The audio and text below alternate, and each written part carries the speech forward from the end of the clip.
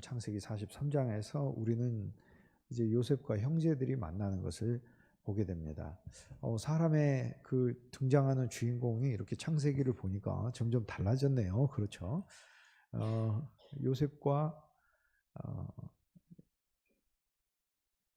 애굽에 있는 사람들이 처음에는 창세기 39장에는 나왔었잖아요. 시위대장 보디발이 있고 애굽의 사람들이 있죠. 그리고 보디발의 아내가 있죠. 요셉을 핍박하는 사람이 있죠. 그 다음에는 감옥의 사람이 있죠. 그 다음엔 바로 왕에 있죠. 다 애굽 사람들이네요. 그런데 이 사람들의 정체는 이제 한 면에서 요셉과 밀접한 어떤 연관을 맺게 됐는데, 오늘 우리들이 주님과의 관계가 그러한 이 순서에 의해서 설정되었음을 가르쳐주는 말씀입니다. 실은 우리는 다 애굽 사람, 세상 사람이었고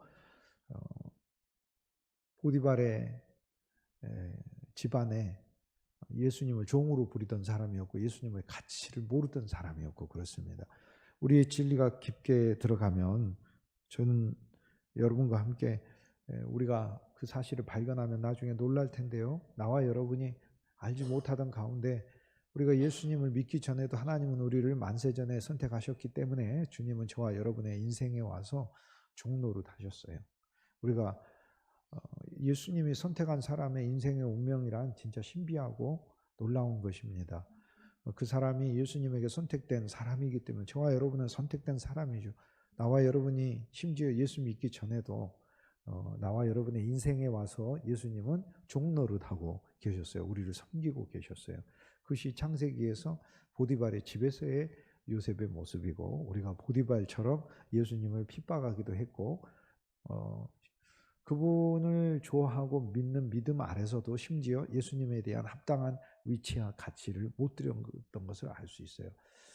부디 권면하는데 주 예수 그리스도를 더 찬송할 수 있길 주의 이름으로 축복합니다. 여러분, 생명의 교회가 되고 나서 여러분에게 일어난 가장 큰 변화가 무엇인지 여러분 알고 계시죠? 여러분이 주 예수님을 어떤 성도보다 더 많이 찬송하게 됐다는 사실 아닌가요? 그렇지 않나요? 여러분 솔직히 생각해 가서 보셔요. 주 예수님을 찬송하는가? 그냥 하늘에 계신 하나님을 찬송하잖아요. 하늘에 계신 하나님이 우리 주 예수 그리스도세요. 하늘에 계신 여호와가 우리 주 예수 그리스도세요. 그런데 우리가 주님을 찬송한다, 그리스도 예수를 찬송한다, 이 땅에 내려오신 하나님을 찬송하는, 누구를 위해 내려왔어요? 날 위해 내려오셨잖아요. 그분이 무슨 하늘나라가 심심해서 이 세상에 구경 오셨다가 갑자기 십자가의 봉변을 당하신 게 아니에요. 이 땅에 살고 있는 나를 그대로 하늘로 데려가시기 위해서 주님이 내려오신 줄 믿습니다. 날 위해 내려오신 주님. 그래서 그리스도 예수를 믿는다는 것은 하늘에 계신 하나님을 믿는 유대인하고 다른 거예요. 이건 삶도 다른 거고 가치관도 다른 거고 그 주시는 교훈도 상상할 수 없을 만큼 다른 거예요. 이건 너무 놀라운 거예요. 여러분이 유대인처럼 그냥 하나님을 믿는다면 저기 하나님을 믿고 내가 이 하나님을 예배하고 경배하는 이런 걸 믿겠죠. 근데 여러분이 예수 그리스도를 믿는다는 건 이건 말할 수 없는 어떤 비밀의 그리스도인이 됐다는 것, 비밀의 하나님의 사람이 됐다는 걸 이야기. 골로새서 1장 27절에 만세로부터 감추어졌던 비밀이 이방인인 우리들에게도 하나님이 계시해서 이제는 보여줬는데, 만세대니까 1만 세대, 수십만 년의 인류에게든 피조물에게든 감추어졌던 하나님의 비밀이라는 게 전혀 상상할 수 없는 성경의 최고의 계시. 그것이 성경 최고의 계시는 무엇이냐? 그거는 너희 안에 계신 그리스도, 우리 안에 계신 그리스도라고 얘기를 하잖아요. 하나님이 어디에 계시는 거예요? 여러분의 심령 안에 와 계신다는 사실처럼 놀라운 복음이 없는 줄 믿습니다. 주님이 여러분 안에 계시고 여러분과 함께 계시고 여러분 안에서 하나님이 되시면서 여러분을 돕고 계시는 거예요. 이것이 바로 생명의 그리스도인의 신앙의 핵심인 것입니다. 그러므로 생명의 그리스도인은 단순히 하나님을 믿는 그냥 신자의 개념이 아니에요. 생명의 그리스도인은 우리 안에 그리스도가 계신다는 그분을 체험하고 내 생명이 되시죠. 새로운 생명이 되시잖아요. 그리고 나의 모든 것을 상속하셨으니까 내 근심을 상속하셔, 절망을 상속하셔, 내 문제를 상속하셔, 내 가족을 상속하셔, 나의 모든 하고 있는 행사를 상속하신 거예요. 이분은 너무 감사하고 놀라우면 여러분 그리스도와의 이 교제로 더 들어가 보세요. 필요한 것 주님께 늘 말씀하세요. 늘 이야기하세요. 눈물도 주님께 아뢰고 기쁨도 주님께 아뢰고 그분으로 하여금 여러분 삶을 더 풍성하게 하시라고 더 진짜로 주님께 나아가서 이 주님을 제한하지 마세요. 오늘 창세기에서 요셉의 이야기를 통해 우리는 그분이 그리스도 예수의 모습을 요셉의 이야기 안에서 오늘 우리들에게 깨닫게 하고 계심을 알 수 있잖아요. 그분은 진짜 통치자예요. 굶주릴 때 그분에게 가야 하는 거예요. 그분에게 양식이 있기 때문에 그런 것이에요. 어떤 문제든지 그분에게 가져가면 그분이 해결하심을 보여주는 것을 하나님의 말씀 우리에게 알려주거든요. 그리스도 예수를 믿는다는 것은 이것은 그냥 하나님을 믿는 것과는 다른 신앙을 의미합니다. 물론 하나님을 믿는다고 하면서 그런 신앙의 관념 아래 있을 때도 예수님을 믿죠. 그런데 그리스도 예수에게 우리의 모든 것이 집중되는 것이 이게 생명의 신앙의 핵심인데 너무 유익한 거잖아요. 내 안에 예수 그리스도가 와 계셔서 내 사물을 맡고 계시다. 이걸 늘 주목하고 집중하는 거예요. 이게 생명의 교회의 핵심이에요. 생명의 교회의 핵심은 예수 그리스도를 믿기 때문에 그리스도의 길을 합당하게 걷고 그 길이 당연히 내 인생에 있어야 되는 것. 이것이 하나님이 정하신 길이다. 운명이다. 창세기 41장 32절에 이것이 하나님이 정하신 길이요라고 했잖아요. 7마리의 살찐 소든 7마리의 파리한 소든 반드시 거쳐야 하는 게 하나님이 정하신 길이에요. 그냥 하나님을 믿는 건 하나님의 하늘에 있어서 내가 이렇게 하나님께 가는 것으로 이렇게 많은 사람들이 생각을 해요. 신앙을. 그게 아니라 그리스도 예수가 내 안에 왔다는 건 그럼 예수님이 뭐하러 오셨을까? 그 해답이 마태, 마가, 누가, 요한복음의 복음서에 보면 알 수 있잖아요. 아, 예수님이 내 인생에 갈릴리에 와서 나 풍성하게 하러 오셨구나. 장님이 나 눈 떠주러 오셨구나. 문둥병자에 나 깨끗하게 해주러 오셨고 오른손 마른 자에 내 손을 펴서 하나님이 내 손을 잡을 수 있게 하시는구나.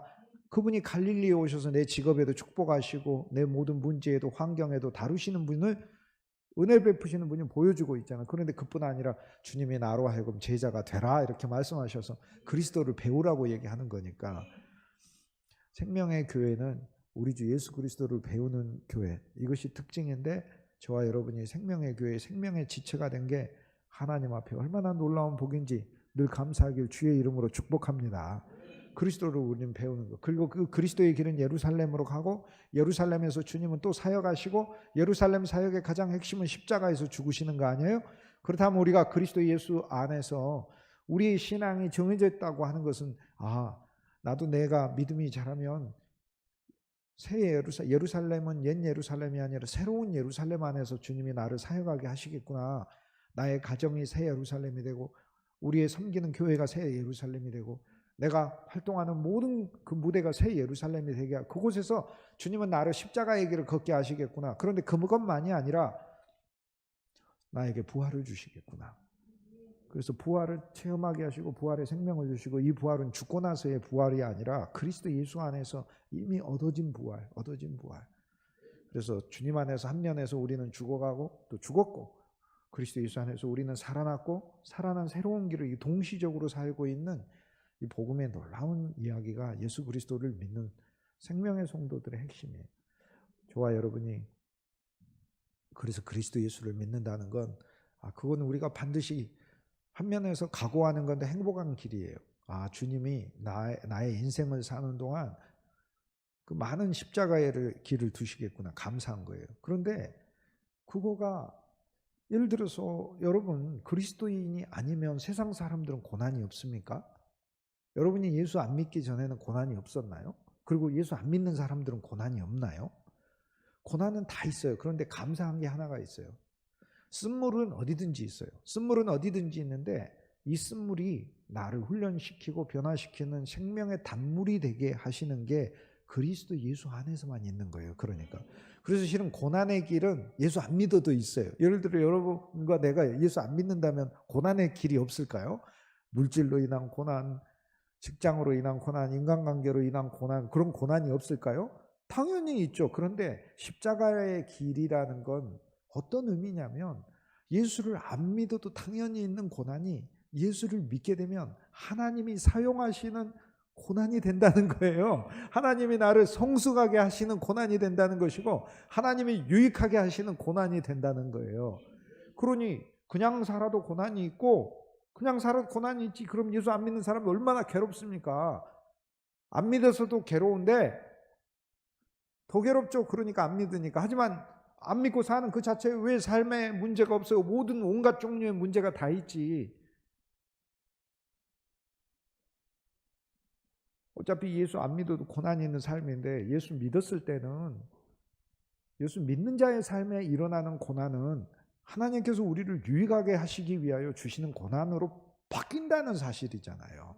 그리고 그 고난조차 내가 주님 앞에서 성숙해지는 기간인 것이고, 그리고 그 고난을 통하여 또 부활로 우리를 이끄신다는 거예요. 그래서 인생 자체가 아주 창조적이 되고, 인생 자체가 아주 정말로 재밌어지는 것이고, 인생 자체가 하나님 앞에서 감사할 것 투성인 거예요. 그래서 우리가 여기서 이제 한 가지 놀라운 비밀을 깨닫잖아요. 어차피 예수 안 믿어도 인생은 고난으로 가득한 게 그게 인생인데, 그리스도를 믿었더니 고난이 가득한 인생에 그 고난들이, 십자가의 고난이란 말은 주님이 사용하시는 고난이 되고, 주를 위한 고난이 되고, 주님 안에서 내가 훈련받고 성숙해지는 고난이 된다는 뜻이구나. 그리고 그뿐만 아니라 주님은 나를 위해 부활을 두신 고난이구나. 그거를 믿는 게 십자가의 길을 걷는 그리스도인이라는 뜻이에요. 그리고 그것을 통해 더 성숙해지는 그리스도인의 모습을 가리킵니다. 오늘 우리가 읽었던 창세기 43장에 이제 주인공은 요셉과 형제들이에요. 지금까지 등장했던 인물들은 다 우리라고 했죠. 그러면 하나님이 우리의 눈을 여셔서 우리의 정체성을 알려주시는 거예요.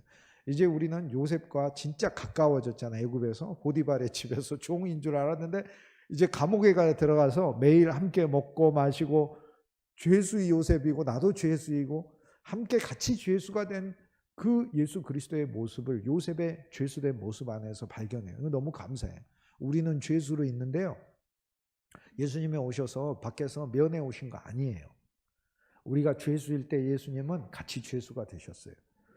그랬잖아요. 우리가 온 세상에 죄인으로 가득했을 때 예수님이 오셔서 홀로 의인이긴 하셨지만 홀로 의인으로 끝까지 온 세상 다니면서 야 이 죄인들아 봐라 나 혼자 의인이다 이러면서 다니셨나요? 예수님 다니시면서 당신을 사랑하고 믿는 당신을 따르는 자, 그리고 그 순간은 아니더라도 미래에 태어나서 주님을 믿게 될 나와 여러분의 죄까지 그분이 다 수거하러 다니신 거예요. 수거. 그분은 우리와 같은 죄인이 되셨어요. 죄가 그분이 지은 죄가 아니라 우리 죄를 그분에게 담으셔서, 그래서 우리와 같은 죄인이 되신 거예요. 그분은 죄를 담고 실은 이거 네 죄야 이렇게 말씀하지 않으셨어요. 이게 실은 내 죄다 이렇게 말씀하셨어요. 죄조차도 주님과 하나로 그분이 연합시키셨어요. 우리는 누군가 잘못을 도와줄 때 이거 네가 잘못 저지른 거야. 근데 내가 너 도와줘. 이렇게 하지만 사실 부모의 마음은 자식이 잘못을 저질렀을 때 부모가 그 자식의 잘못을 함께 지는 것을 알 수 있죠. 그러면서 부모들이 함께 하는 말이 뭐예요? 내가 죄인이다. 그렇잖아요. 그리스도가 우리 죄를요 짊어지셨을 때 속으로 짊어지고 아이고 저 무지한 것들 저것들 때문에 내가 저것들의 죄를 짊어져서 이렇게 하지 않으신다. 이것이 바로 로마서 8장 3절에 그리스도 예수께서 죄가 되셨다. 죄로, 정확히 하면 죄로 정해지셨다. 고린도후서 5장 20절에는 죄 없는 자를 죄로 정하셨다. 죄가 되게 하셨다라고 얘기해요. 로마서에서는 죄로 정했고 고린도후서 5장에서는 죄로 만드셨다고 얘기해요. 죄 자체가 되셨어요. 우리 때문에. 우리 죄도 그분이 내 죄로, 자기 자신의 죄로 여겨주신 거예요. 그래서 주님은 감옥에 오셔서 요셉이 죄수로서 죄수들을 만난 것은 우리와 그분의 신분이 죄수로서 같아졌음을 보여주니 얼마나 감사한 거예요. 그런데 우리는 한면에 죄수잖아요. 우리가 죄인이라고 고백하지 그러면 나는 처음부터 의인이었어요 이렇게 고백한 그리스도인이 어디 있어요? 우린 죄인이지. 그래서 죄수들이다. 거기서 조금 더 갔더니 주님이 내 고집대로 살았던 내가 바로 왕이었다는 걸 알려주잖아요. 하지만 우리가 주님을 믿었을 때 처음부터 어느 누구도 내가 주님을 나의 구주로 영접합니다라고 이야기를 했을 때 구원의 감격이 기쁘기는 하지만 어느 누구도 그 마음속에 내가 이제부터 주님의 진짜 노예이고 이분은 정말 지극히 높으신 하나님이요라는 그리스도 예수의 인식을 어느 누구도 예수 믿는 첫 순간부터 가질 수가 없어요. 없다니까요. 누가 가졌다고 하면 혼자서 착각하고 있는 거예요. 그리스도는 그런 식으로 얻어질 수 있는 분이 아니에요. 심지어 저와 유사하게 어렸을 때부터 태어나자마자 예수 믿으셔서 한 주도 빠지지 않고 교회 생활 하신 분도 아실 거예요. 우리가 하나님을 믿지만 우리가 진짜 그리스도 예수에 대한 인식이, 그분이 계시해 주기 전에는 그분이 얼마나 아름답고 놀라운 분이고 영광스러운 분인지 알 수가 없어요. 저도 계시해 주셨으니까 그분이 얼마나 놀랍고 영광스러운가를 아는 거지. 그리고 내가 그분의 영광스러움과 놀라움에 대해 안다고 해봐야 뭘 얼마나 알겠습니까? 제가. 그분은 비밀이시고 정말 인간인 존재가 상상할 수도 없는 분이신데, 다만 알아서 말하는 게 아니라 그분에 대해서 말씀할 수 있는 것 자체가 나한테는 영광인 거예요. 그냥 나조차도 내가 그분에 대해서 흐릿하지만 영광인가 아닌가, 영광인 거. 감사한 거죠. 여러분이 또 들어주시니까. 그렇지 않습니까? 얼마나 감사해요. 사실 신앙이라는 건 내 차원에서 있는 게 아니고 여러분 차원에서 있는 게 아니고 나와 여러분이 서로 주고받고 증거하는 그 관계 속에서 신앙이 있잖아요. 거기 있잖아요. 거기에.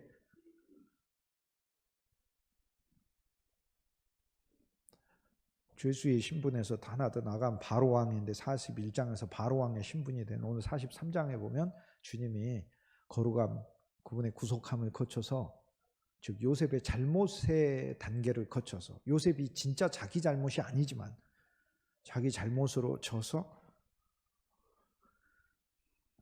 감옥에 갇혀진 것처럼, 그렇게 하나님의 말씀은 오늘 우리들에게 그 요셉의 잘못은 형제들의 잘못이고 보디발의 아내의 잘못이고 애굽에 있는 많은 사람들의 잘못이라고 알려주고 있잖아요. 그래서 요셉이 감옥에 갔던 그 사건은 예수 그리스도의 십자가에서 죄를 지신 것을 의미를 하고, 그것이 형제들의 죄를 진 것이요 애굽의 모든 사람들의 죄를 진 것이고, 보디발의 아내처럼 예수님을 믿었을 때 이용만 하려고 하는 사람들의 죄를 이야기한 거예요. 보디발의 아내는 예수님을 어떤 방식으로 믿는 사람을 나타낼까요? 요셉을 좋아했잖아요. 그래서 주님을 좋아해요. 그런데 자기의 이익과 목적이 되지 않으면, 이루어지지 않으면 가차없이 그리스도를 향하여 네. 모욕하는 그런 마음과 태도를 갖는 거죠. 우리가 주님을 믿다 보면 주님 진짜 내가 원하는 방식으로 안 해줄 때가 너무 많아요. 그러나 한 가지 명백한 것은요, 여러분이 원하는 방식으로 가는 게 인생이 아니고 그걸 절대 행복하지 않습니다. 하나님의 지혜는 사람의 차원을 뛰어넘어서 하나님은 저와 여러분을 정말 행복하게 하시기 위한 그분만의 길을 예비하신 줄 믿습니다. 그래서 어떤 상황에서든지 내가 원하는 수준의 풍성과 내가 원하는 수준의 그런 그 생활, 이런 것을 뛰어넘는 하나님의 역사하는 지혜가 있다는 걸 주님 앞에 늘 우리는 고백할 필요가 있어요. 그리고 발견케 돼 있어요. 그리고 하나님은 세밀하고 구체적인 분이시고 실제적인 분이시기 때문에 우리 삶에 있어서 정말로 살펴주시고 도와주시고 어루만져 주시고 하시는 분이시지 내팽개치시고 그러지 않습니다. 우리의 마음을 주님을 향해서 늘 열어야 하는 거죠. 그 생명의 지체들은 자기 자신이 보디발의 아내임을 모르는 게 아니라 발견하는 게 그게 생명의 지체, 하나님의 말씀 안에서 인식이에요. 아, 너는 보디발의 아내처럼 요셉을 대하듯이 당신은 예수님을 그런 식으로 대하는구나. 이렇게 다른 사람의 신앙의 모습을 발견하는 게 아니라 우리 생명의 지체는 아, 내가 주님을 그런 방식으로 이해했구나. 내 자신의 신앙에서 그러한 요소들이 더 처리되기를 원하구나 하는 거죠. 창세기 43장 핵심적으로는 형제들과 요셉만 남는 거죠. 여기서 하나님이 이 말씀을 통해 궁극적으로 우리의 정체가 무엇임을 알려주고 있습니까? 그리스도의 형제들임을 알려주고 있습니다. 여러분, 우리가 한때 이방인이었고 한때 하나님과 원수된 자였었는데, 그러나 그리스도의 피를 통하여 예수 그리스도 안에서 그분의 죽음 안에서 우리 옛사람이 죽고 하나님의 부활을 통해 우리가 새로 살아났는데, 그분이 맏형이요, 우리는 그분의 형제로 살아났다고 하지 않습니까? 오늘 저와 여러분의 신분이 이제는 그리스도의 형제임을 아시고 주님 앞에 감사와 천성에 넘치길 주의 이름으로 권면합니다. 예수님의 형제라는 건 하나님 아버지의 풍성을 공동으로 상속하는 자녀를 이야기하는 거예요. 구약에 보면 장자가 아버지의 유산을 2배를 받는다라는 말이 있습니다. 자식이 둘이면 아버지가 재산을 물려줬을 때 장남이 66%를 갖고 차남이 33%를 갖는 거예요. 그래서 장남이 2배를 받는 거죠, 차남에. 이게 이제 성경에 말씀하는 바예요. 그래서 장남은 어쨌든 2배를 받고 차남은 다른 아들은 절반을 받습니다. 아들이 셋이 되면 어쨌든 장남은 다른 아들들보다 2몫이 되도록 조정을 합니다. 아들이 4명이 되면 장남은 50%를 받고 나머지 2 아들은 장남은 40%를 받고 나머지 2 아들들은 장남의 절반인 18, 19%씩 3명이 받게 돼 있어요. 그렇게 만들어 놨어요. 20%, 20%, 20% 이렇게 받으면 되는 거예요. 하나님은 장남이 많은 몫을 받게 돼 있어서 예수님이 장남이면 하나님의 모든 것을 상속하셨을 때 예수님은 어찌됐든 2몫을 받으셔요. 그런데 예수님 안에 있는 모든 것은 우리 것이라고 했잖아요. 결국에 예수님의 모든 소유는 다 우리 것이 되는 거예요. 우리 것이.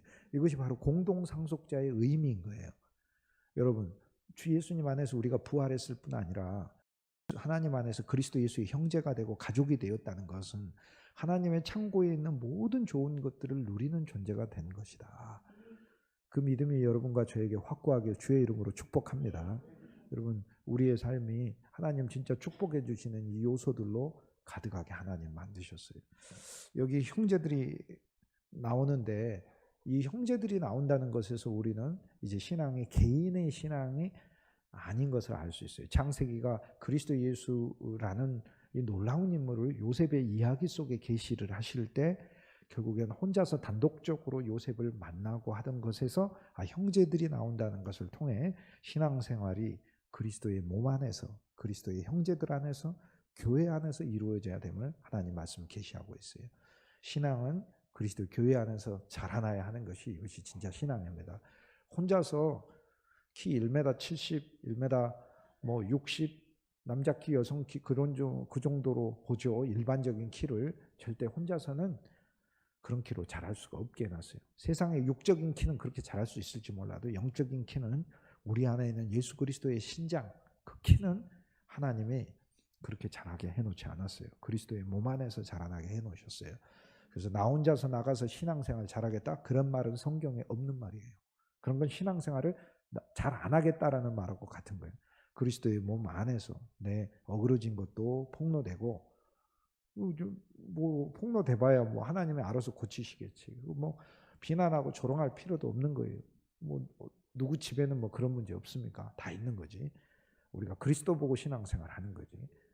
그래서 그리스도 안에서 진정한 성숙은 교회 몸 안에서 그리스도 안에서 이루어지는 것인데 오늘 창세기 43장은 그런 부분에 있어서 우리를 형제들을 요셉에게 이끌어냈다라는 이 말씀을 통해 오늘 우리들이 그리스도의 몸의 신앙이어야 됨을 계시하고 있어요. 여러분의 신앙이 개인의 신앙에서 주님의 몸을 볼 줄 알고 주님의 몸 안에서 여러분의 위치를 보고 그냥 지체인데 이 지체라는 것은 단순한 부속을 말하는 게 아니라 여러분이 있어야 교회가 활력 있게 돌아간다는 것을 이야기를 하는 거예요. 그리고 여러분이 없으면 그 기능이 없으면 제대로 하나님의 교회가 수행이 안 되는 그런 모습을 보인다는 것을 의미해요. 그만큼 중요하다는 것을 주님이 이야기하는 거예요. 주님이 우리 보고 지체라고 하는 것은 얼마나 감사한 얘기입니까? 그거 한 몸이라는 뜻이고 너 없으면 안 된다고 주님 말씀하시는 거예요. 그래서 교회 안에서 좀 책임적이고 주체적으로 생각하는 그리스도인이 될 필요가 있어요. 맞아. 이 생명의 교회는 내가 없으면 안 돼. 진짜 내가 없으면 안 돼. 그거는 이기적으로 생각하라는 뜻이 아니에요. 나 없으면 니들 다 망해. 그런 의미가 아니라 나 없으면 정말 이 교회에 하나님이 주고자 나를 통해 주고자 하는 풍성이 있는데 내가 그 몫을 내가 스스로 망가뜨리는 거야 라는 생각을 가지는 게 성숙한 성도라는 거예요. 아버지 야곱과 함께 있다가 요셉에게 형제들이 가야 된다고 이야기를 합니다. 저 여기에 보면 요셉에게는 형제들 중에서 시몬이라는 형제가 잡혀 있어요. 그 앞에 스토리는 요셉이 형제들을 만났을 때 애굽의 온 땅에 이제 흉년이 드디어 들었죠. 그래서 흉년이 들어서 풍년이 이미 왔었고 풍년을 통해서 양식을 저장해둔 요셉과 요셉이 통치하는 애굽에 굶주림을 면할 길이 있다고 생각하고 가나안에 있는 사람들까지 애굽에 있는 요셉에게 왔다라고 얘기를 합니다. 여러분 이게 놀라운 이야기인데요. 아니 흉년이 들려면 애굽 온 땅에 들 것이지 왜 가나안 땅에 흉년이 들어요? 가나안은 야곱이 살고 야곱의 아들들이 사는 곳이잖아요. 가나안은 아브라함이 살았고 이삭이 살았던 땅이잖아요. 그런데 아브라함도 복받았고 이삭도 복받았고 그 복받은 사람들이 사는 땅이고 여호와의 이름을 불렀던 세겜 땅도 있고 하나님의 집을 건축하고자 했던 베델도 있고 여호와 하나님과 영광스럽게 교통하며 살았던 헤브론도 있고 브엘세바도 있는데 아니 왜 가나안에 흉년이 들죠? 애굽에 흉년 들었다 그러면 제가 설교로 이렇게 하겠죠. 여러분 애굽에 있으면 흉년 듭니다. 약속의 땅으로 가세요. 이렇게 할 텐데 오늘 말씀해 보니까 가나안에도 흉년이 들었다고 그러는 거예요. 가나안에도 양식이 없어요. 여러분 눈에 보이는 것이 그것이 진짜 성경의 영적인 땅이 아닙니다. 여러분 진짜 성지가 무엇일까요? 물론 저도 성지라고 부릅니다만 이스라엘이 진짜 성지입니까? 성지의 모형인 것이죠. 진짜 가나안 땅은 요셉이 있는 곳이 진짜 가나안이에요. 요셉에게 가라 그러니까. 그래서 육신적인 것에 속을 필요가 없어요. 그 모형인 것일 뿐이에요. 여기에는 하나님께서 우리에게 정하신 더 깊은 뜻이 있어요. 어쨌든 야곱은 가나안 땅에 있고 야곱과 형제들이 있어요. 그 야곱은 요셉의 아버지이기 때문에 우리 하나님 아버지를 예표를 해요. 하나님 아버지와 함께 있는 성도들이란 뜻이에요. 그런데 하나님 아버지의 뜻이 뭐예요? 아버지의 뜻은 모든 자들이 아들을 믿는 것이다라고 얘기를 하잖아요. 이게 아버지의 뜻이에요. 내가 하나님의 뜻대로 살겠다 이렇게 얘기를 하는데 하나님 뜻이 뭐냐? 하나님 뜻은 나와 여러분이 예수 그리스도를 더 사랑하고 좋아하게 되는 것. 그것이 바로 하나님이 우리에게 정한 뜻이에요. 여기서 야곱이 뭐라고 이야기를 해요? 애굽에 곡식이 있으니 애굽에 가라라고 얘기해요. 애굽의 곡식을 누가 갖고 있어요? 요셉이 갖고 있죠. 즉 신앙이 아버지 하나님을 믿는 그 신앙은 진짜 완성을 위해선 그 아들 예수 그리스도께 가야 한다는 것을 보여주고 있어요. 그래서 형제들에게 애굽에 가라, 요셉에게 가라. 그래야 양식이 있다는 거예요. 여러분 가나안에도 양식이 있었는데 사원 양식이 떨어졌어요. 사원 양식은 떨어지게 돼 있습니다. 어떤 교회든지 주님의 이름으로 세워진 교회라면 거기엔 하나님의 양식이 있어요. 있는데 하나님 떨어지게 하셔요. 그래서 세상 양식이 없어 기갈이 아니요. 하나님 말씀이 없어 기갈인 상태를 하나님 반드시 만드셔요. 그래서 목말라요. 무슨 설탕물만 계속 마시는 것처럼 근본적 해결이 안 되게 해놓으셨어요. 그리고 배고파요. 아무리 말씀을 이렇게 들어도 이상하게 은혜스러운 것 같은데 그렇게 돼 있어요. 오로지 진정한 생명의 양식 총체이신 그리스도를 온전히 내가 먹지 않을 때 그때 나는 이 굶주림과 그리고 허전함과 목마름을 해결할 수가 없어요. 그렇게 해놨어요 하나님. 그래서 성도는 신앙생활 하면서 어떤 교회를 다니든지 반드시 갈증의 단계를 거치게 돼 있고 목마름의 단계로 오게 돼 있고 굶주림과 배고픔을 느끼게 돼 있어요. 그거는 젖 먹이다가 아이가 컸어요. 그랬더니 계속해서 우유 사야다 먹이는 거하고 똑같아요. 근데 애는 이상하게 우유를 계속 먹이는데 더 약해져. 밥도 해서 먹어야 되고 고기도 해서 먹여야 되고 싱싱한 야채들도 먹여야 되고 하는데 그건 성도가 먹어야 될 양식이 그리스도 예수 안에서 신앙이 진보함에 따라 달라져야 됨을 하나님이 보여주고 있기 때문에 그러는 거예요. 그래서 언제까지 단단한 식물을 먹지 못하고 젖과 같은 것만 먹겠느냐라고 얘기하는 거예요. 여러분 생명의 교회는 그게 바로 장점인 거예요. 그만큼 여러분의 믿음이 단단해졌고 그리스도 예수 안에서 여러분의 신앙이 성장하고 있음을 보여주는 확증이에요. 그 자체가. 여러분 그리스도 예수 안에서 저와 여러분이 이렇게 주님을 누리고 이 아름다운 강단이 매주 우리 주 예수 그리스도를 선포하는 강단이 된 것 자체가 여러분의 신앙이 그리스도 예수 안에서 성장한 징표라는 것을 확증으로 보여주는 것이기에 늘 감사할 수 있길 그 그리스도를 풍성히 누리시길 주의 이름으로 권면합니다. 하나님께서는 반드시 요셉에게 가는 단계를 만들어 놓고 애굽에 그 본질이 풍성한 게 아니라 요셉이 있어서 곡식이 있게 만들어 놓으셨다는 걸 말씀해 놨어요. 오늘날 많은 하나님의 교회가 별의별 말씀들이 다 있지만 그러나 본질적인 만족은 그리스도를 증거할 때만 있습니다. 그건 저라는 사람도 의미를 하는 게 아니에요. 저도 그리스도를 증거하지 않으면 그런데 결국에 썩어질 이야기만 말하는 것과 무엇이 달라요? 그리스도를 증거했을 때는 저도 배불러요. 진짜로 배불러요.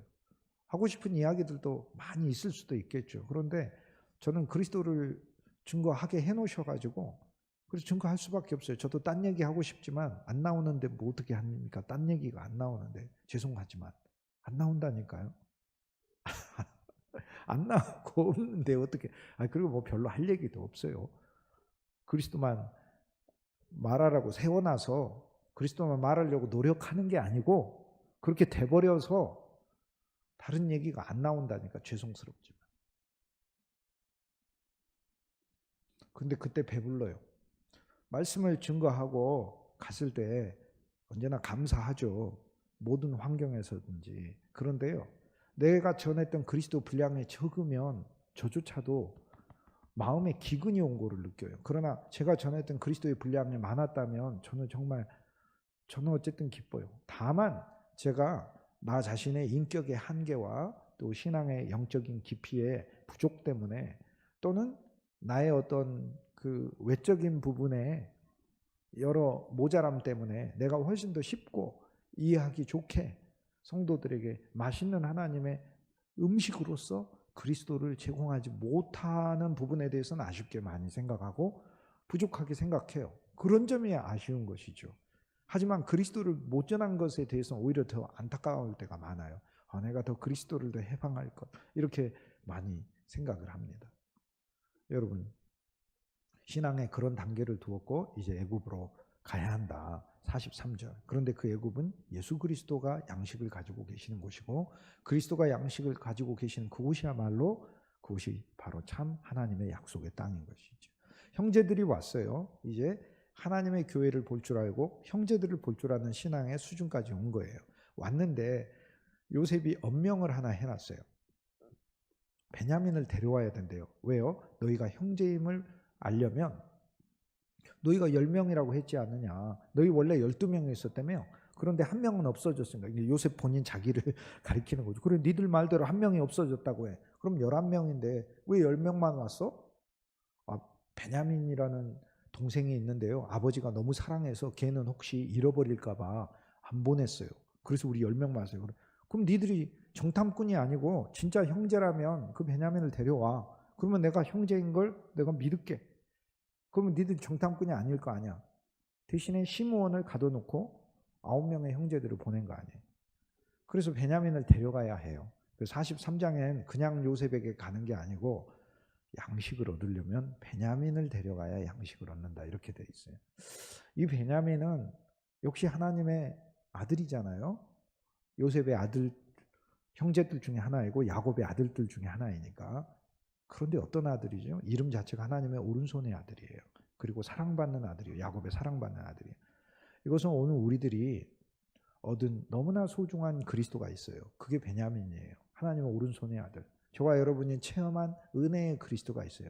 너무 영광스럽고 좋은 그리스도가 있어요. 그게 베냐민이에요. 그것을 주께 드림이 돼야 된다는 걸요. 이건 어려운 이야기 같은데 즉 우리에게 얻어진 그리스도가 그리스도께 드려져야 된다는 걸 말하는 거예요. 요셉이신 그리스도는 애굽에서 통치하는 그리스도를 말해요.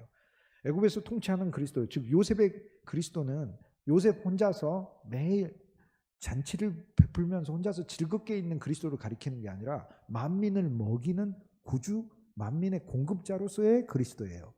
그러면 나와 여러분에게 베냐민 그리스도가 있어요. 나의 사모하는 예수, 나의 사랑하는 예수. 근데 이 예수 그리스도 신앙이 무엇과 만나야 된다는 걸 얘기하는 거예요.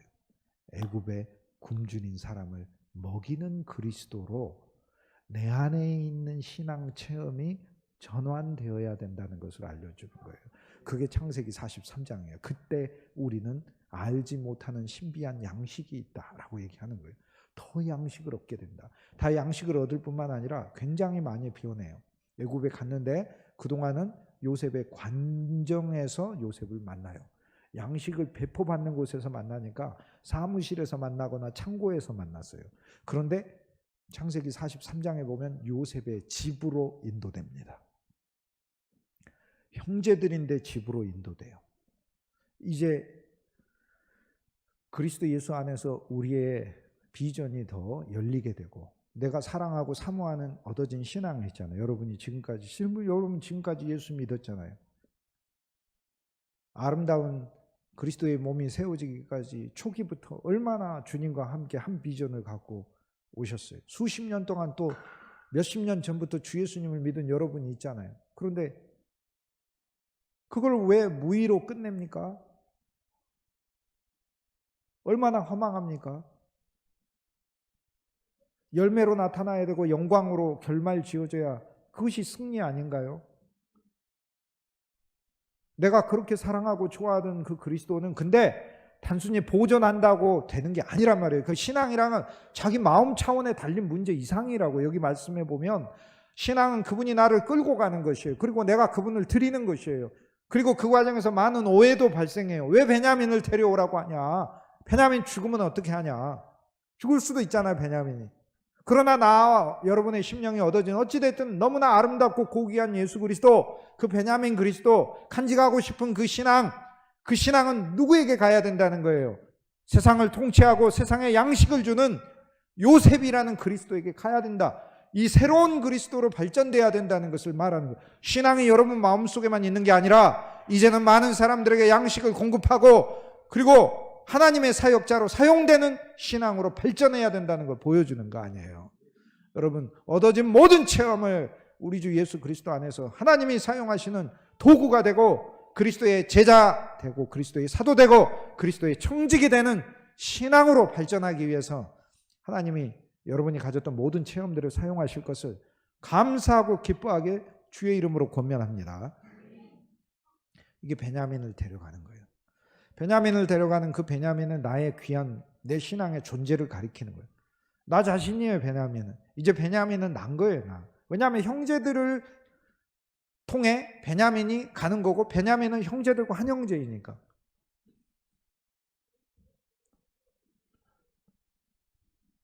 나의 모습이, 내 존재가 그리스도께 더 가져야 된다는 걸 말씀하고 있는 거예요. 그런데 그 과정에서 불안이 있어요. 죽으면 어떡하지? 그건 죽이지는 않더라도 가서 우리의 나귀를 뺏으면 어떡하지? 우리의 돈을 뺏으면 어떡하지? 이렇게 생각하고 가는 거예요.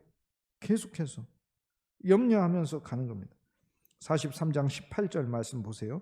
그 사람들이 요셉의 집으로 인도되며 두려워하여. 요셉의 집으로 인도되며 두려워. 이게요, 사실 성경에서 진짜 어이없는 많은 황당한 오해들 중에 하나예요. 진짜 어마어마한 수준의 오해들 중에 하나예요. 이게 얼마나 엄청나게 오해합니까? 요셉의 집으로 인도되며. 얼마나 영광스러워요?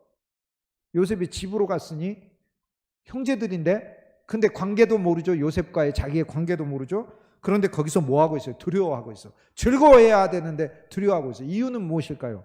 요셉과 자기의 형제들이라는 거 모르기 때문에 그래요. 그리스도를 왜 두려워하시는데? 그리스도를 두려워하시는 것은 여러분과 그리스도의 관계를 모르니까 두려워하는 거죠.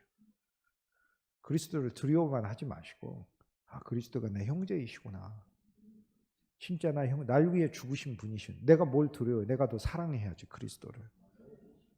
우리는 뭘 두려워해야 되냐면 그리스도를 사랑하지 않는 내 자신의 모습에 대해 두려워해야 된다고.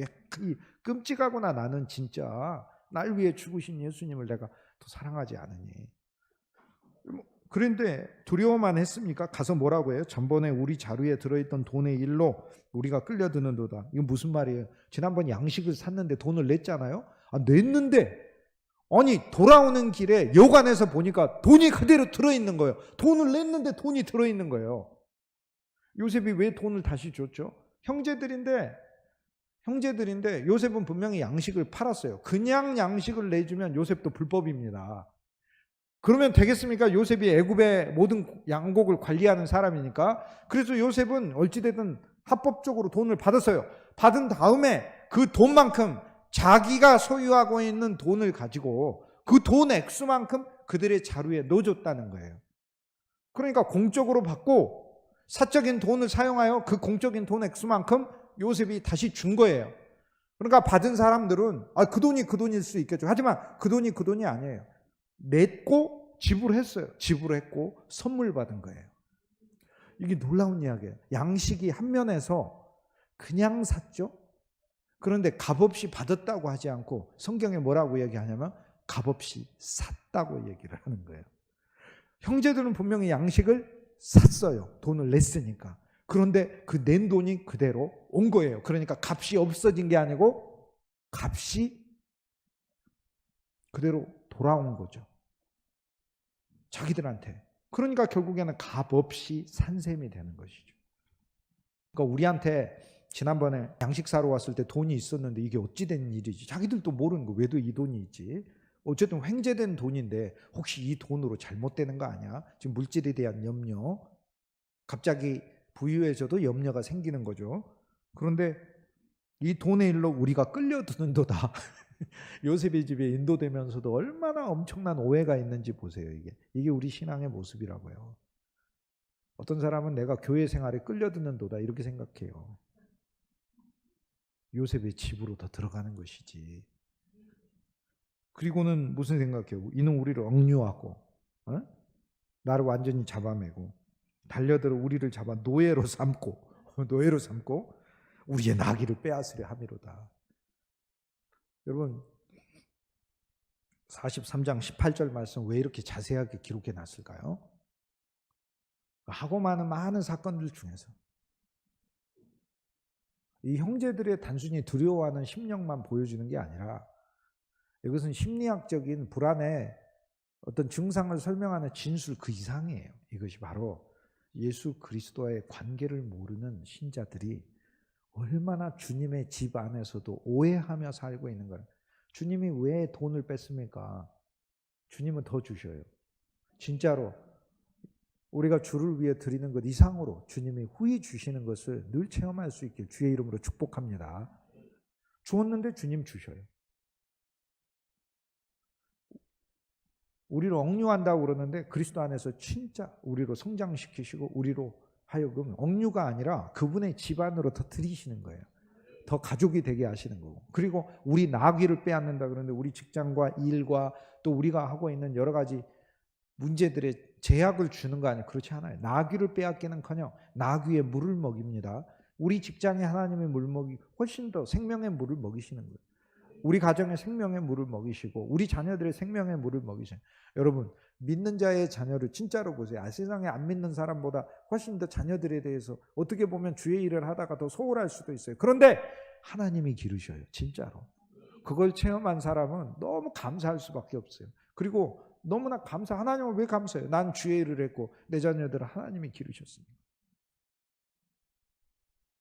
자녀의 절절절절 매고 그런 게 아니라 다만 아쉬운 것은 자녀들한테 뭘 많이 해주지 못해. 그런 게 아쉬운 게 아니고 진짜 젊었을 때 그 아이들의 얼굴을 많이 봐둬야 돼요. 여러분은 그래도 여기 계신 분들 보니까 저처럼 머리가 허연 분들은 몇 분 안 되시잖아요. 그래도 몇 분 안 되시잖아요. 연세 드신 분들은 공감할 거예요. 자녀가 보고 싶지만 큰 체격에 지금 그 자녀들이 보고 싶기도 하지만 언제 때 자녀가 보고 싶어요?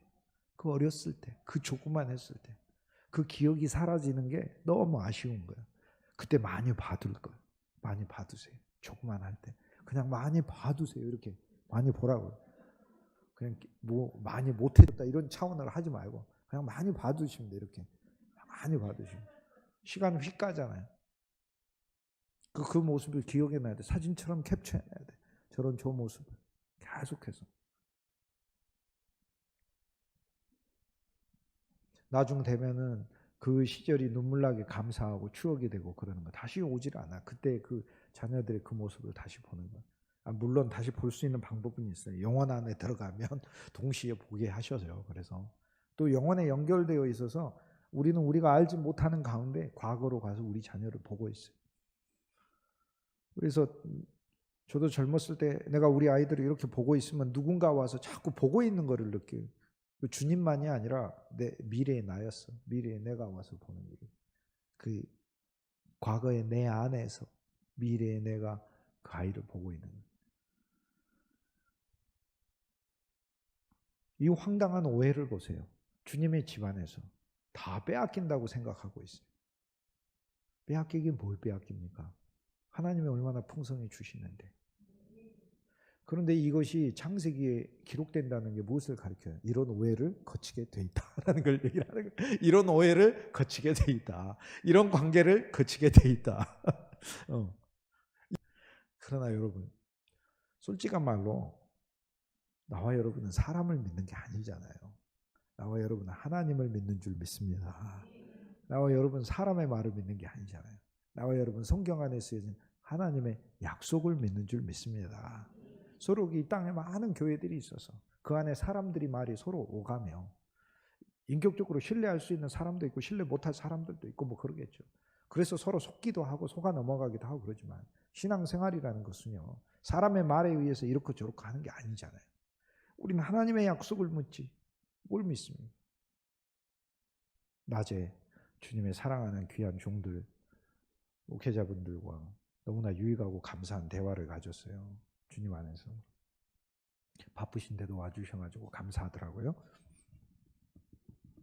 마지막에 제가 그렇게 얘기했어요. 다 멋있어 보이고 인품도 좋아 보이는 분들인데 제 아주 친한 친구도 있어요.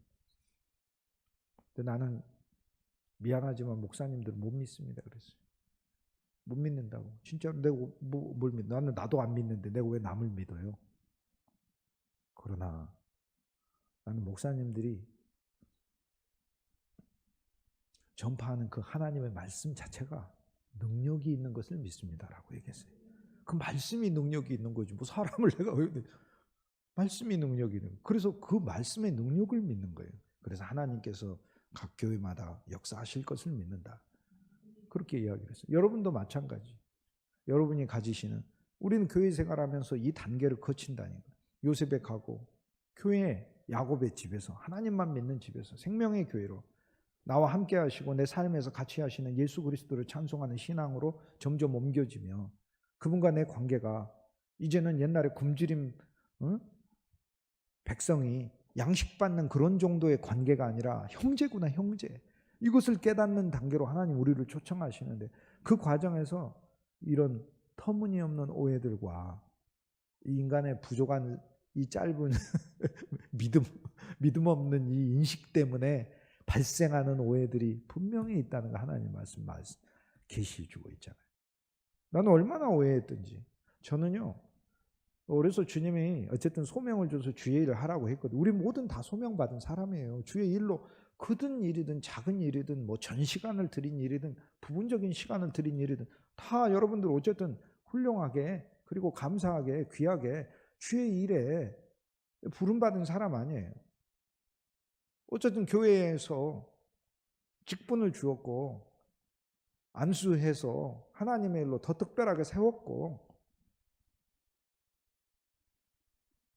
근데 제가 정말 잘못 생각한 것이 있어요. 나는 십자가의 길을 내가 어떻게 걷지 이러고 있어요. 십자가의 길을 어떻게 걷냐고. 지금 와서 생각해 보니까 십자가의 길은 아이고 주기철 목사님 같은 믿음이 있으면 십자가의 길을 걷죠. 나는 그런 믿음도 없는데 주님이 무슨 십자가의 길을 걷게 하셔요. 주님은 그냥 저 불러서 진짜 감사한 게 아이고 얼씨구 웃기고 계시네. 솔직히 그런 거예요. 네가 무슨 뭐 믿음이 뭐 얼마나 있다고 네가 십자가의 길을 걷고 어쩌고 그런 얘기를 하냐 이러는 거예요. 염려하지 마라. 내가 너 아무튼 어쨌든 필요한 부분에 맞춰서 쓸 테니까. 그래서 부른 거지. 무슨 십자가의 길을 걷고 내가 그 길을 걸을 수 있어요. 자기가 주기철 목사야? 젊은 사람들도 그래. 주님 일 한다고 이제 막 그래요. 내가 그 길을. 하나님은요, 저를 축복하시려고 이 길로 불렀더라고요. 진짜로. 저를 축복하시려고 이 길로 부른 거지. 무슨 뭐 나를 내가 뭐 얼마나 대단한 신앙이어서 무슨 아니야. 진짜로 감사해요. 그런데 너무 오해했어. 여기 나오는 43장 16절 말씀처럼 내 거 다 잃는 거 아니야? 완전히 그 사역의 길에서 패대기 쳐지는 거 아니야?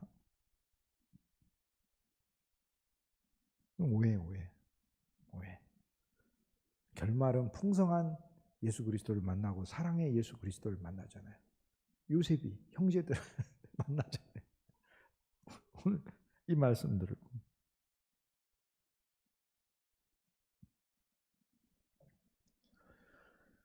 베냐민을 요셉에게 데려가는데 그 과정에서 유다가 중보를 합니다. 창세기 43장에는 네 인물이 등장을 하는데 형제들 중에서 특히 이름이 실명에 나오는 형제들이 등장하는데 요셉이 있죠. 베냐민이 있죠. 유다가 있고 시므온이 있습니다. 시므온이 붙잡혔는데 이렇게 끌려 나오니까 이 네 명의 역할들을 통해서 주님은 우리 주 예수 그리스도의 사역을 또한 계시하고 계셔요. 이건 조금 어려운 이야기인데 시므온을 통해서 붙잡혀 있잖아요. 주님이야말로 우리 죄의 값으로 음부에까지 붙잡혀서 내려가신 분이셨잖아요.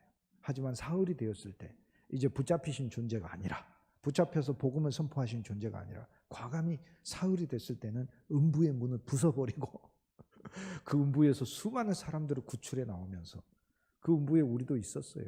거기에서 주님이 우리를 구출해 나오면서 그리스도 예수의 부활 생명 아래 많은 영광스러운 성도들을 영원의 세계 안에 세워두신 거. 그 영원의 세계가 지금의 나하고 연결된 거고 지금의 여러분과 연결된 거죠. 이렇게 그 놀랍고 영광스러운 그 완성된 존재가 이미 있어요. 그리스도 예수 안에. 그게 연결되어 있는 거고 우리는 시간의 진행을 통해 그쪽으로 들어가는 거예요. 그러니까 하나의 뭐 슬라이드처럼 우리는 이렇게 해서 그분에 가는 거지, 실제로는 그리스도의 품 안에서 그 실제이신 예수 그리스도의 그 실제성을 받아서 완성된 존재는 거기에 있는 거예요. 그런데 주님이 이 땅에 오셔서 시므온과 같은 죄인으로 잡히셨잖아요. 그래서 여기 잡혀있는 시므온이 죄가 되신 그리스도, 죄값으로 포로가 되신 예수 그리스도를 나타내요. 그런데 여기 유다가 아버지 야곱을 설득해서 베냐민을 데려가자고 하잖아요. 그것은 우리 주 예수 그리스도께서 우리를 설득하시고 우리를 중보하셔서 우리가 하나님께 구원의 백성이 되었다는 것을 알려줘요.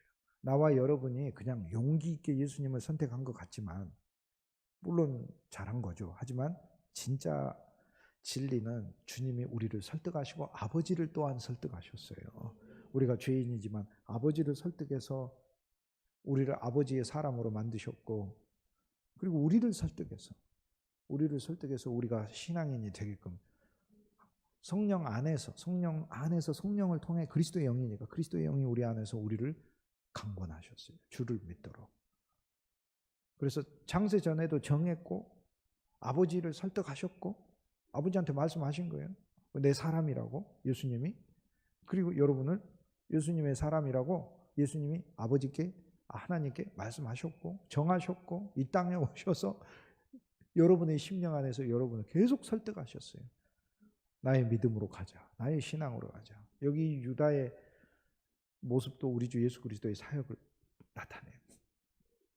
요셉의 모습을 통해 주님은 우리한테 무슨 사역을 하시는지 계시하십니다. 우리의 가족이 되시고 자기의 집으로 우리를 더 초대하시는 걸 알려줘요. 그런데 우리가 그분의 집안에서도 뭐 하고 있냐면 실은 손님으로서 이렇게 있어요. 물론 저와 여러분이 어떤 집에 초대받았을 때 손님인 관계일 때는 어느 정도 지켜야 되는 예절이 있죠. 하지만 여러분의 가족의 집에 갔을 때, 동생의 집에 가든지 부모님 집에 가든지 그랬을 때는 예를 들어서 손님처럼 거실에 이렇게 조용히 이렇게 앉아 있으면서 이렇습니까? 안 그러잖아요. 적어도 자기 집과 유사하게 자유한 마음을 가지고 이것저것 돌아다니지 않습니까? 여러분 안 그런가요? 여러분 예를 들어서 여러분 동생이 여러분의 집에 와가지고 이렇게 있을 때 거실에서 이렇게 있다가 뭐 TV 리모컨 두고 이렇게 하고 그러면 너무 자식이 어디서 함부로 TV 리모컨은 네가 손대는 게 아니야? 이렇습니까? 그게 아니잖아요. 그게. 자유롭게.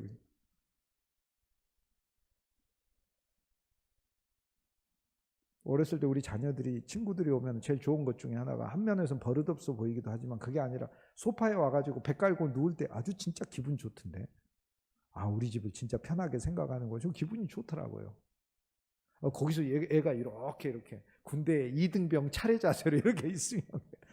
그런데 요셉의 집에 이끌려졌는데 2등병 차례 자세로 형제들이 그러고 있잖아요.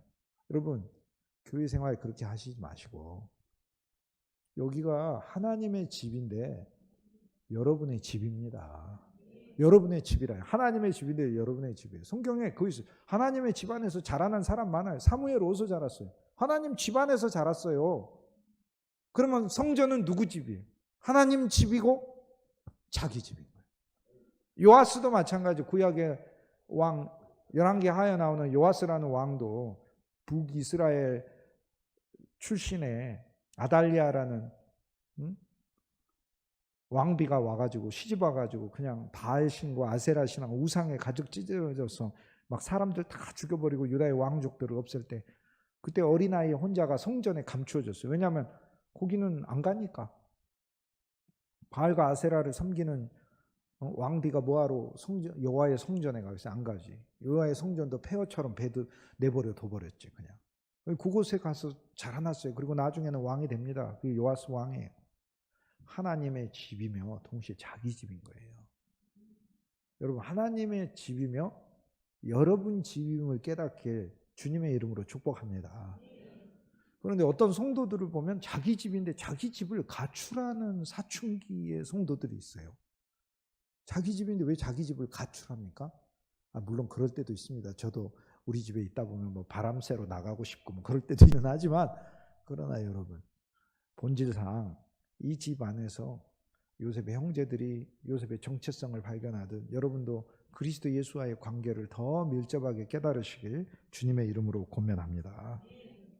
우리는 유다의 중보자가 되어야 될 필요가 있어요. 유다가 아버지 야곱을 설득하여 베냐민을 내놓듯 우리는 여기 야곱이라는 한 인물 아래 모든 아들들이 있다는 건 오늘 우리들에게 그리스도 예수 안에서 이런 여러 가지 신앙의 모습이 있어야 된다는 걸 말해주는 거예요. 나는 야곱처럼 여전히 하나님께서 선택한 이스라엘이요, 변화되는 과정 속에 있는 그리스도인인 거예요. 그런데 그리스도께서 유다처럼 나한테 설득해요. 너 은혜 받았지 않냐? 너 신앙생활 하지 않냐? 그런데 네가 믿는 이 고귀한 그리스도 예수 주님에 대한 사랑이 애굽을 통치하는 요셉에게 가야 되지 않느냐? 왜 야곱의 집안에만 있는 그 신앙이어야 하느냐라고 주님 말씀하고 계시는 거예요. 여러분, 나와 여러분은 한 사람도 주님께 쓸모없는 사람 없어요. 다 주님께 쓰임 있는 사람이라는 걸 깨달으시고 물 한 그릇이라도 주의 이름으로 대접하고 주의 일에 어떤 방식으로든지 적극적으로 주님의 일에 나서고, 그리고 길에서든지 누구를 만나든지 간에 그리스도에 있는 확신이 예수님의 이미 영원히 구원해 줬으니까. 그리고 우리는 아브라함의 믿음을 가지고 아브라함의 축복까지 소유하고 있잖아요. 하나님의 날 축복하시고 나의 후손을 축복하시고 영원히 축복하시고 맹세해서 축복하고 언약을 세워 축복하고 내 몸에다 표를 내서 축복하고 교회 속에서 대대손손 이루신다고 이야기를 하잖아요. 못 믿으면 어떻게 해요? 못 믿으면 어떻게 하냐면 성경에 이렇게 돼 있어요. 아브라함이 못 믿었어. 못 믿으니까 하나님 뭐라고 하냐면 쟤도 안 믿네. 환장하겠네. 다른 애 찾아야지. 이러지 않으시고 하나님 뭐라고 하셨어요? 안 믿어? 너 봐. 기어코 믿게 될 거야. 이렇게 얘기하는 거예요. 아들을 주신다고 하니까 아브라함이 아이고 할렐루야 아멘 감사합니다. 아들을 주신다니 얼마나 고마워. 이렇게 하지 않고요. 창세기 17장에는 아브라함이 웃어요. 비웃고 창세기 18장에는 사라가 비웃어요. 부부가 쌍으로 돌아가면서 비웃고 있어. 그래서 신앙생활 하면서 부부가 돌아가면서 한 사람씩 돌아가면서 하나님 앞에 신앙이 그릇되고 조롱하는 모습을 보여주고 있다 그 말이에요. 그게. 그 아브라함이 엎드려가지고 하나님이 아브라함에게 아니 이스마엘 아니고 사라를 통해서 아들을 속으로 비웃어. 속으로 그거 지금 말로 하자면 하나님 웃기고 계시네요. 내 안에는 지금 경수가 끊어져 가지고 그러는데 무슨 사라를 통해서 주십니까? 그래서 이스마엘이나 잘 되기를 바랍니다. 이러고 얘기하니까 하나님이 분노하셔가지고 뭐라고 하시는 줄 아세요?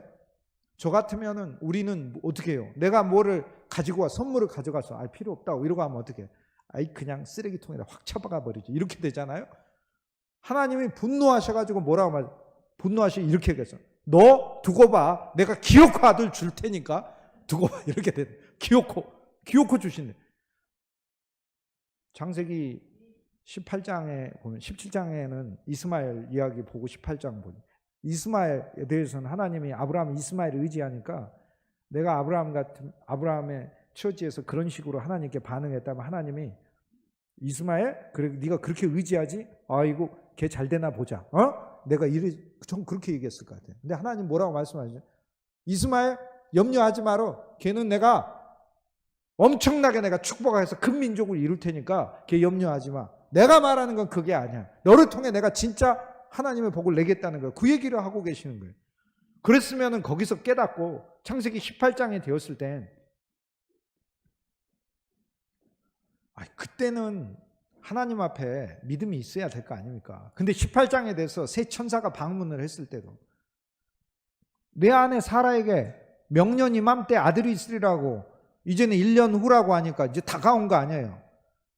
근데 그때는 사라가 웃어요. 웃으니까 하나님의 천사가 왜 웃냐고 그러죠. 그때 또 안 웃었대. 또 웃어놓고는 안 웃었다고 또 그러고 있어요. 그때 뭐라고 해 하나님의 사자들이, 이 집 부부들은 참 웃기시는 분들이시네. 아주 돌아가면서 하나님 앞에 불신을 표하네. 그러면서 모여서 회의를 한 결과 취소합시다. 아브라함 안 되겠어. 이런 사람이 믿음의 조상이라 안 되겠어. 우리 어디 딴 사람 없나? 딴 사람? 그랬습니까? 성경이 그렇게 돼 있다면 인간의 반응에 따라 이러고 저러고 하는 하나님이라고 제가 설교하겠죠.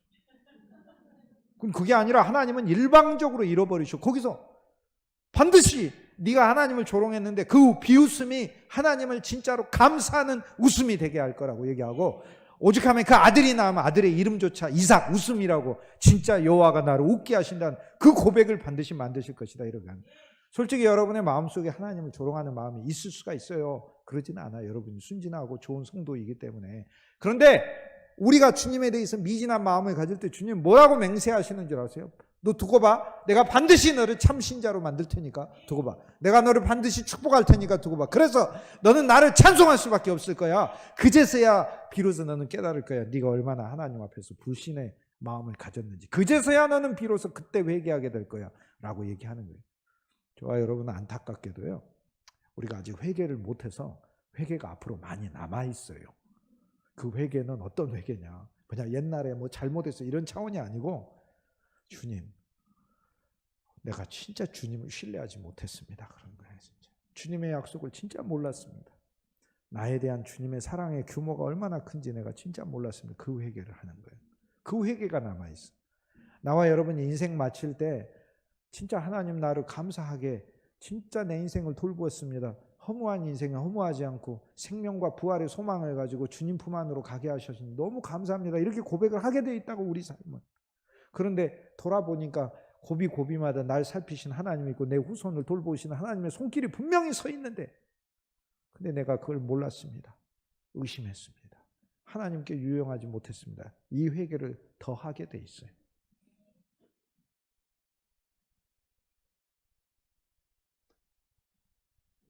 유다처럼 중보하는 사역이 우리에게 또 있어야 합니다. 서로 권면하도록 하세요. 서로 당신 얼마나 그래도 지금까지 예수 믿어왔는데 이 믿음이 요셉에게 가야 되지 않습니까? 베냐민처럼 아름다운 신앙이지만 그 고귀한 사람 아니에요. 자기도 자기를 귀하게 생각하니까 그러지, 자기를 귀하게 생각하니까 주의 일에서 발 빼려고. 자기애 아니에요. 자기애. 자기의 몸을 아끼지 않으면 불사르게 내어주는 거죠. 근데 나는 내가 아깝다 그거지. 그러니까. 그러나 우리는 유다처럼 권면해야 하겠죠. 하나님께 당신 자신을 드리세요. 그렇게 권면해야 돼요. 오늘 창세기 43장에 보면 하나님의 일로 오면서도 여전히 뭐에 관심해요? 돈 잃어버리지 않을까?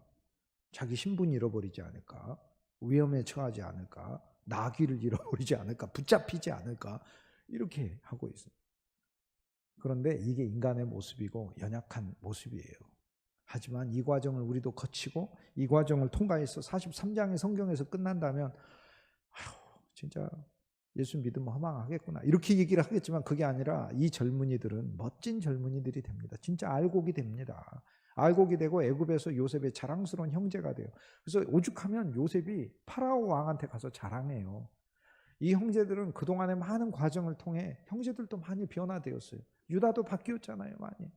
시몬과 레이도 옛날에 혈기 부렸는데 얼마나 많이 다뤄졌겠어요. 양식 사기 위해서 엎드리고, 그 가운데서 아버지가 시몬을 풀어주기 위해서 베냐민을 내주는 모습을 보고, 아버지 야곱이 내주는 그 모습을 보고 자식의 한이 풀린 거 아니에요. 어렸을 때 이렇게 보니까 아버지는 베냐민만 사랑해. 요셉 없어지고 나서 완전 베냐민이야. 베냐민 이러고 다니고, 양식을 사러 가는데 왜 베냐민을 안 보내? 위험할까 봐 베냐민만 빼고 보내는 거 아니에요. 아직도 자기가 선호하는 게 남아있는 거 아니에요. 그런데 요셉은 실은 형제들을 다루고 있지 않고 아버지를 다루고 있어요. 이 모든 것은 아버지의 편애 때문에 나온 거예요. 실제로 아버지가 편애했지 않습니까? 아버지가 편애해가지고 형제들 간에 불화가 있는데, 근데 아버지는 편애 안 하겠습니까? 편애할 수밖에 없지. 왜요? 요셉과 베냐민은 다른 형제들과 달라요. 뭐 사랑하는 아내 라헬로부터 나온 그런 것만 다른 게 아니고, 어머니가 일찍 세상을 떠났잖아요. 그래서 요셉하고 베냐민밖에 없어요. 다른 아들들은 레아가 살아서 루벤, 시몬, 레위, 유다, 이사갈, 스불론 6명 아들들 잘 돌보고 있잖아요. 여종이라 할지라도 신분이 낮지만 빌하는 단과 납달리를 돌보고 있고, 실바는 갓과 아셀을 돌보고 있고, 돌아오면 어머니하고 어머니가 따뜻한 아들들 많지만 몰래 하나라도 더 챙겨주는 그런 어머니가 있잖아. 그런데 요셉하고 베냐민 그런 어머니가 어디가 있어? 베냐민 낳고 죽었는데. 그럼 제일 불쌍한 아들인 베냐민 아니야. 그러면 아버지가 그러니 베냐민을 싸고 돌 수밖에 없는 것이고, 그건 형제들이 당연히 알아야 되는 것이지. 그리고 다른 형제들은 자랄 때 자기 어머니도 있고 아버지도 있고 그러지만, 요셉과 베냐민은 성장하면서 베냐민을 낳고 어머니가 세상을 떠났으니까 베냐민은 얼마나 슬픈 아들이냐고. 근데 형제들이 그 베냐민에게 유일한 힘이 됐던 게 요셉인데, 그 요셉을 잡아 죽이려고 했으니 베냐민은 얼마나 상처가 되었겠어요? 자기 사랑해 주던 형 없어져 버렸는데. 그럼 아버지 야곱은 어떡하냐고. 그 요셉을 잃어버리고 나서 베냐민을 사랑하는 거 봐. 뭐가 잘못입니까? 총체적으로 서로 이해하고 사랑하는 것밖에 없는 거지. 누가 누구를 어떻게 재단을 한단 말이에요. 그냥 뭐 단순히 야곱이 잘못이다 이렇게도 말 못해요. 야곱의 인생은 억울하지 않습니까? 아니, 사랑하는 아내는 라헬이었는데 라헬을 처녀 때부터 사랑했어요. 그런데 갑자기 삼촌 라반한테 속아가지고 눈 떠보니까 갑자기 아내가 레아가 되는, 이건 무엇을 얘기하는 줄 아세요? 연애할 때는 사랑하는 라헬이었는데 결혼해서 살다 보니까 갑자기 레아인 거예요. 레아. 아, 이제 진짜 속았네 내가. 아직 신랑도 그래. 신랑도 똑같아. 남편도 연애할 때는 뭐 손에 물 한 방울 안 묻히고 세상에서 제일 공주처럼 해준다. 남편 때문에 흘린 눈물이 그동안 인생에서 흘린 눈물의 몇 배는 되는 거예요. 그게 상대방에 대한 두 면을 말하는 거고, 그리스도와 우리 사이에 대한 두 면을 말하는 거예요. 한 면에 우리도 주님의 사랑받는 신부이기도 하지만, 주님을 향한 우리의 사랑의 마음이 한 면에서 변덕스러운 것을 가르쳐주는 거예요. 우리가 두 신부의 모습으로 사는 것을 알려주고 있다는 거예요. 하지만 그럼에도 불구하고 야곱이 본인의 천연적인 걸로 하면 라헬을 사랑하지만, 하나님의 선택 아래서 레아를 아내로 삼고, 레아를 통해서 유다가 나오고, 레아를 통해서 예수 그리스도가 탄생하고 왕들도 나오는 게 하나님의 정해진 뜻이었던 것처럼, 사실 예수님이 이스라엘을 이른 양행에게 오셨으니까 그 아브라함의 후손들한테 잘해줘야 되는 게 예수님의 마음일 수도 있죠. 영으로도 육신으로도 이스라엘 사람들한테 잘해주는 게. 그렇지만 레아를 선택해서 하나님의 뜻을 이뤄간 그 이야기가 예수님께서 직접 쓰신 구약의 인생의 이야기이기 때문에, 하나님의 선택한 백성들을 통해 그 백성들이 주님의 사랑을 많이 받는 존재이든 받을 만한 자격이 있는 존재이든 없는 존재이든, 예수님도 하나님이 정하신 운명과 예정의 선택을 수용하시는 분이시고, 사실 그것을 정하신 분이 주님이 우리 주님 아닙니까? 그러니까 주님은 나를 보고 나를 별로 사랑하지 않을 수 있어요. 그런데 주님은 내가 너를 선택하기로 하나님이 정하셨어. 근데 그게 사실 정한 게 나야. 내가 너를 사랑하기로 정했어. 사랑하지 않아서 사랑하기로 정했어. 이렇게 말씀하고 있는 거예요. 내가 너를 사랑하지 않아서 사랑하기로 정했다라는 거예요. 이게 굉장히 역설적이고 신비한 언어죠. 다 이해하는 거예요. 43장에 오면 우리는 형제들이 비로소 요셉 앞에 엎드리는 걸 봐요. 무서워서 엎드리죠. 그런데 이 엎드림은 창세기 50장에 가게 되면 사랑 안에서 진짜 형제임을 알고 요셉의 용서를 가득 안고 진정으로 요셉 앞에서 엎드려서 웁니다. 그리고 요셉이 엎드립니다. 최종적으로 마지막으로 요셉이 형제들 앞에 엎드려 형제들이여 어찌하여 나의 사랑을 의심합니까? 라고 얘기해요. 내가 왜 형제들을 용서하지 않겠습니까? 아버지가 혹시 죽었으니까 이제는 요셉이 권세를 가지고 나한테 복수하는 거 아니야? 이렇게 생각해요. 최종은요 요셉이 엎드립니다. 그 중간에 형제들이 엎드리는 게 있는 거지. 그런데 여기서는 억지로 엎드리잖아요. 하지만 우리는 그분의 사랑을 알아 엎드리는 게 나중에 이제 나오는 것이에요. 요셉의 관정으로 인도되고 그 관정에서 요셉과 함께 식사를 해요.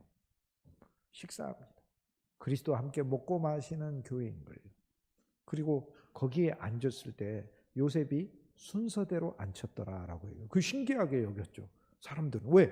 아니 우리 형제들을 어떻게 순서대로 알고 앉혔지? 순서대로? 그러니까 그 아마 연령대별로 앉혔겠죠. 요셉이 루벤, 시몬, 레위, 유다 뭐 이 순서대로 이렇게 앉혔겠죠. 육신의 연령으로 앉는 게 세상이고 구약이라면 이 말씀은 오늘 우리들에게 보이는 것은 잠깐이요 보이지 않는 것은 영원함이니까 보이지 않는 영원한 생명의 질서를 의미를 해요. 즉 교회 안에선 주님이 앉히시는 순서가 있습니다. 그 순서를 보여주고 있어요. 그리고 그 순서에 순복하는 거예요. 그리고 우리는 이 순서는 생명의 순서이고 주님이 또 어떤 순서대로 내가 앉아야 됩니까? 그건 나는 상석에 앉아야지 했더니 주님이 긋지 말고 말석에 앉으라고 얘기하는 거고 말석은 어떤 자리입니까? 그랬더니 대접하는 자리잖아요. 말석은 대접하는 자리, 그 대접하는 자리에 앉으라. 그 대접하는 자가 바로 가장 큰 자다 이렇게 얘기하는 거예요. 이게 예수 그리스도의 공동체 안에서 주님이 정하신 재정의 법칙이고 원리지 않습니까?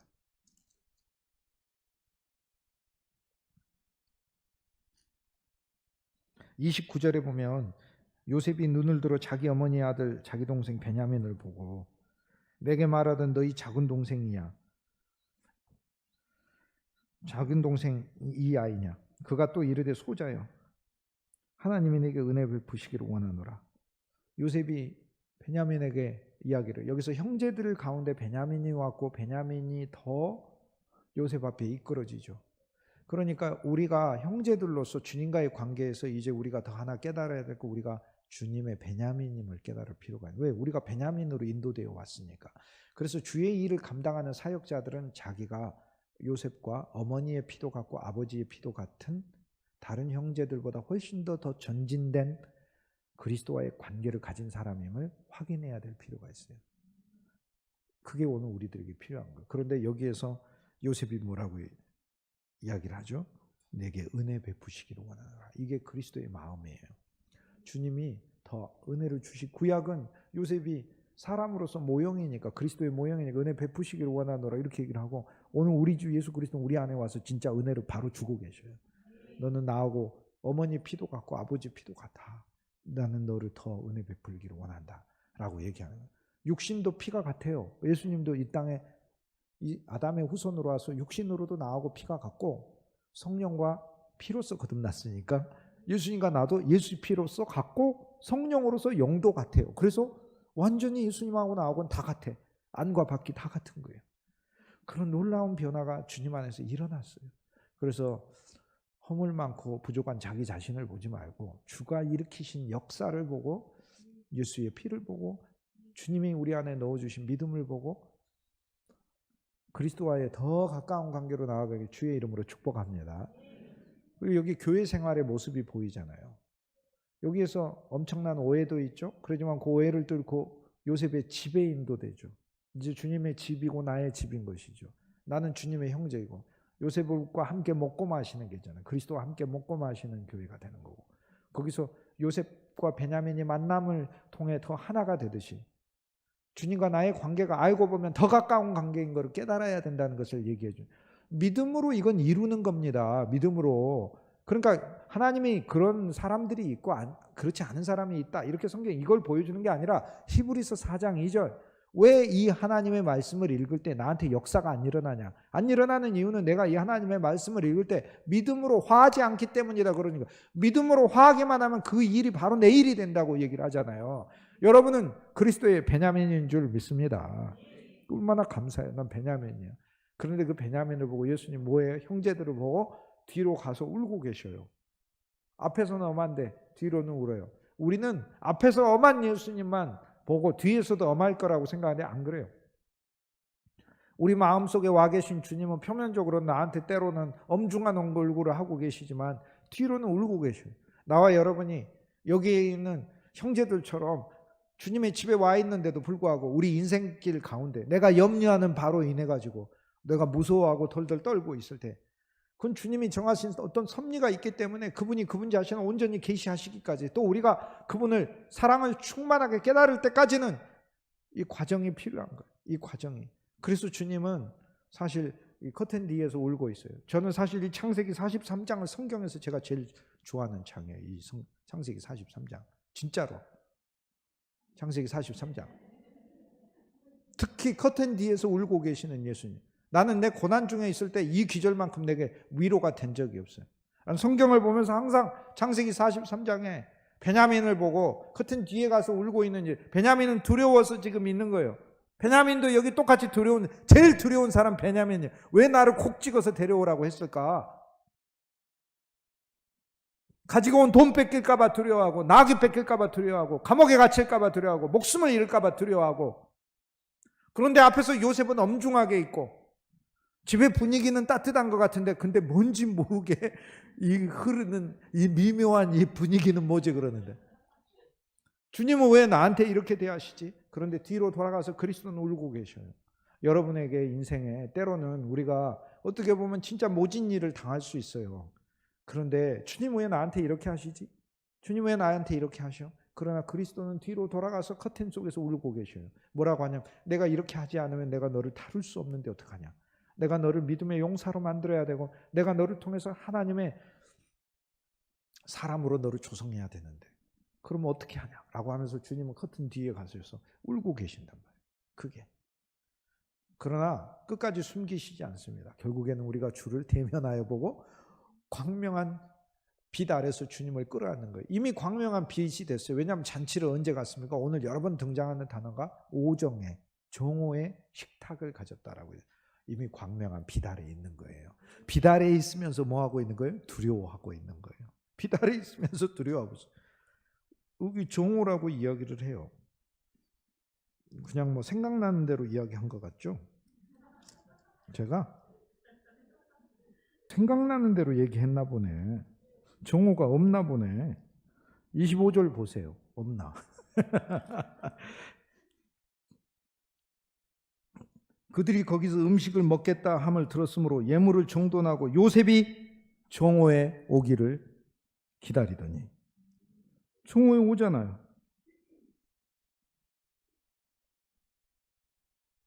정오에 오잖아요. 광명한 빛 아래서 만나잖아요.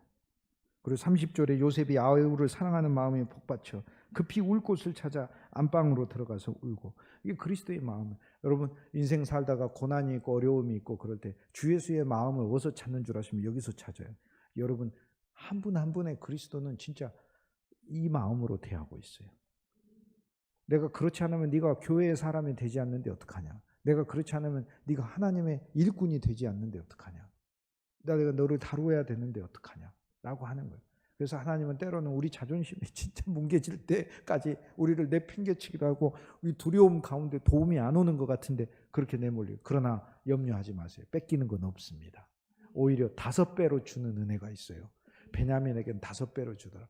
기왕이면 그리스도하고 더 가까운 관계가 되는 게 5배를 받는 거예요. 여기 정오 있었습니다. 없는 거 아니에요. 그건 생각나는 대로 이렇게 하는 거 아니에요. 이 많은 귀절 중에서 있지만은 있잖아요. 여기 광명한 빛 아래라니까요. 이미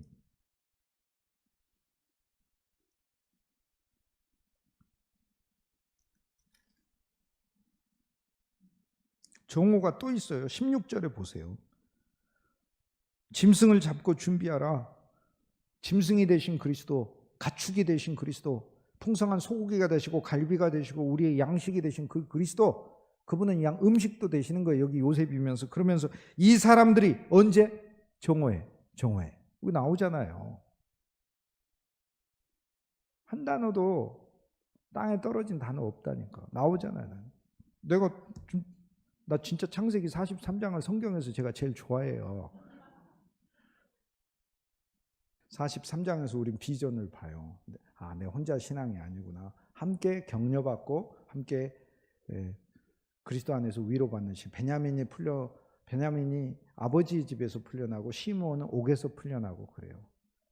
그 천연적인 사랑에서 풀려나고 한 사람은 이 두려움과 이 무서움의 감옥에서 풀려나요. 그래서 하나님의 풍성한 교회 생활로 더 다가오는 것을 보여줘요. 혼자 개인적으로 믿는 게 아니라 여기 단체로 하나로 그리스도의 몸으로 지어져 가는 것을 보여줘요. 가끔 이런 얘기를 듣습니다. 교회 갔더니 가짜가 많더라. 교회 갔더니 가짜가 많더라.